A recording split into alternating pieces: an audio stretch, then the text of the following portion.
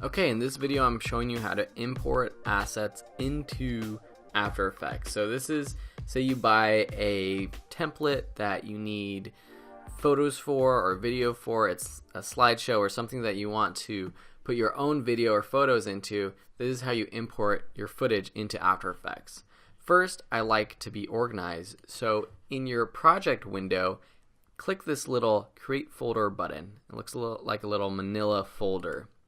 And then name it whatever you want. I'm going to name it video because I'm going to be importing video. You could name it photos or anything.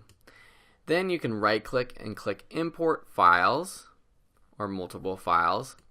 Or what I like to do is just drag and drop. So I'm going to bring in just a couple videos that I've created recently for an example. So I have this tutorial. I'm going to just drag C into that video folder. And then I have another video I shot earlier today. Just drag it and drop. And there you have it within your video folder. Then within your After Effects projects, there will probably be a placeholder. So this is where they tell you to put your media. In this project, it's labeled Your Media. You can see Your Media 1, 2, and 3, these 3 tabs down here. And if it's not opened, you can see it up here in this folder. It says you change your text, image, or video here. So it might not be exactly like this in your project, but typically After Effects projects that you purchase on videohive.net or these other places are very well organized and tell you exactly where to put your media. And if you have a sequence up here that's not opened in your timeline down here, or you just don't know where it is, you can't find it, you can always double click these different sequences down here. So I have media 1. Now I want to make this video window a little bit bigger so that I can see it better. I can do that by changing this 50% magnification ratio to fit up to 100%. So this will fill up the entire screen right here of my video composition window.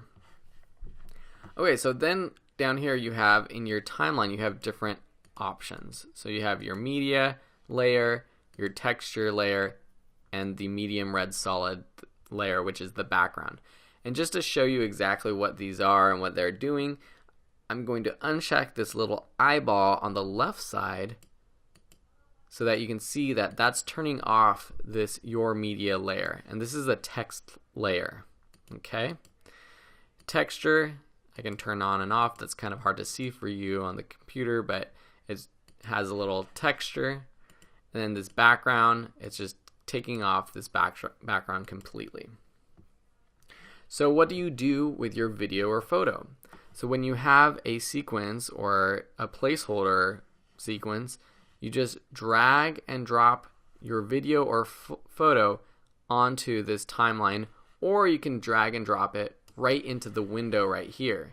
And you will see that a new layer was created in this timeline. Okay? So there you can scrub through it. This is the video I created, so I already added a few graphics you can see down here. But this was another video I made for Video School Online. And I can turn it on and off. And now notice if I put it beneath the Your Media text layer, the Your Media text appears on top of my video.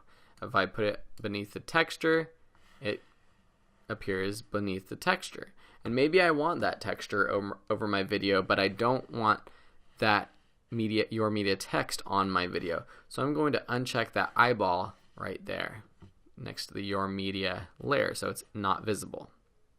You can also delete it by just selecting the layer and hitting delete on your keyboard. But I'm just going to leave it there for now. Now I'm going to go over to my Your Media 2 tab, which is the Your Media 2 sequence up here, or I can double click it. Again, I'm going to view it and fit it up to 100%. Then I'm going to take my second layer of video, and this time I'm going to drop it onto the timeline. Now you can move it forward and back by clicking and dragging it to the left or right. So depending on where you want the video to start, I can move it from left to right. I want it to start at the beginning. Okay. So now we have video in your media 1, and your media 2. Now if I tab over and select one of these sequences, one of these transitions, I can click number 1, and you can see now I show up in this video. Before I wasn't showing up. I'm going to fit this up to 100 so you can see it better. And what you notice down below is you see these layers named your media 1, your media 2. That's interesting.